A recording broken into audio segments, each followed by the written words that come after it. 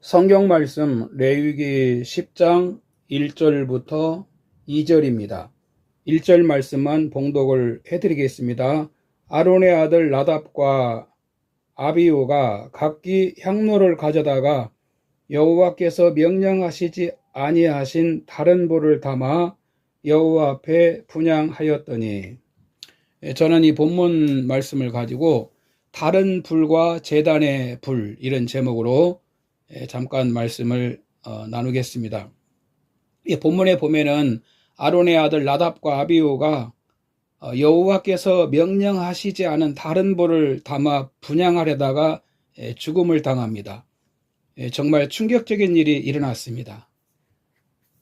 그들의 이 죽음은 우리가 구원을 받는 데 있어서 하나님의 기준이 무엇인지를 생각하게 하고 있습니다. 본문이 우리에게 주시는 이 메시지가 무엇일까요? 잠깐 살펴보면, 첫째는 하나님은 아론과 그 자손에게 불에 관하여 명령을 하셨습니다. 레위기 6장 9절과 그리고 12절, 13절에 보면은 하나님은 번제단 위에 불을 꺼뜨리지 말라는 명령을 3번에 걸쳐서 하십니다.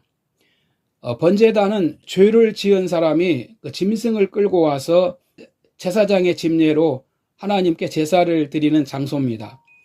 그래서 제단 위에 불은 항상 타고 있어야 하고 또 꺼뜨려서는 안 된다고 말씀하십니다. 그 제사장은 아침마다 그 제단 위에 장작을 펴고 불을 지피고 거기에 매일 순양 한 마리씩 아침과 저녁에 번제를 드림으로 하나님께 영광을 돌렸습니다. 그러므로 교회도 예배의 불이 타올라야 됩니다. 히브리서 10장 25절에 보면 어떤 사람들의 습관처럼 우리는 모이기를 쉬지 말고 서로 격려하며 그날이 가까움을 볼수록 더욱 모이기에 힘쓰라고 말씀하십니다. 이뿐만이 아니라 교회는 기도의 불이 타올라야 됩니다. 데살로니가전서 5장 16절에 쉬지 말고 기도하라고 하셨고, 디모데전서 4장 5절에는 하나님의 말씀과 기도로 거룩하여 지미라라고 하십니다.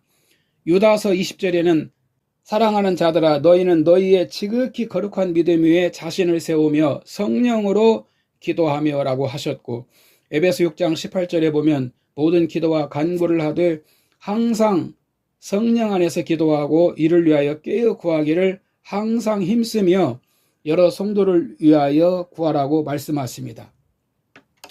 이뿐만이 아니라 주님을 믿는 성도님들은 우리 주님이 주신 그 말씀을 통해서 믿음과 소망과 사랑의 불이 타올라야 됩니다. 두 번째는 하나님의 제단의 불로 분향을 해야 됩니다. 레위기 9장 24절에 보면 하나님이 주신 불이 있습니다. 여호와 앞 제단 위에 있는 불입니다. 향로에 제단의 불을 가지고 휘장 안에 들어가서 여호와 앞에서 분향하라고 말씀하십니다. 여기 그 뜰에 있는 이 번제단은 짐승을 잡아서 속주제사를 드리는 장소라고 앞에서 말씀드렸죠.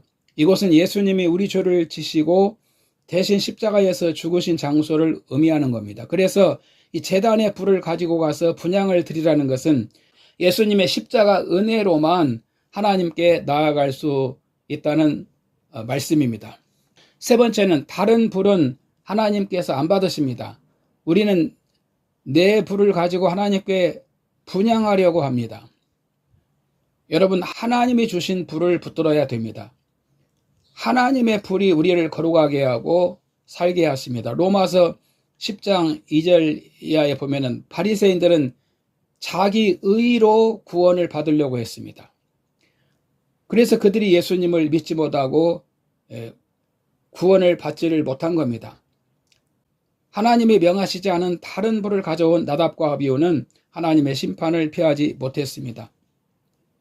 지금은 사람들이 어쩌면 다른 불을 찾는 그런 시대인지도 모르겠습니다.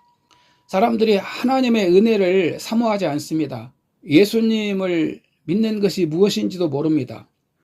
여러분, 다른 불, 그리고 세상 과학이나 의학이나 또 이 문화 속에 인간이 구원받을 수 있고 행복한 길이 있는 줄을 알고 부지런히 그런 쪽을 바라보고 생각하며 삽니다. 여러분, 다른 불은 없습니다. 우리 인간의 불로는 하나님 앞에 설 수도 없고 구원도 받을 수 없고 진정한 축복도 받을 수 없습니다.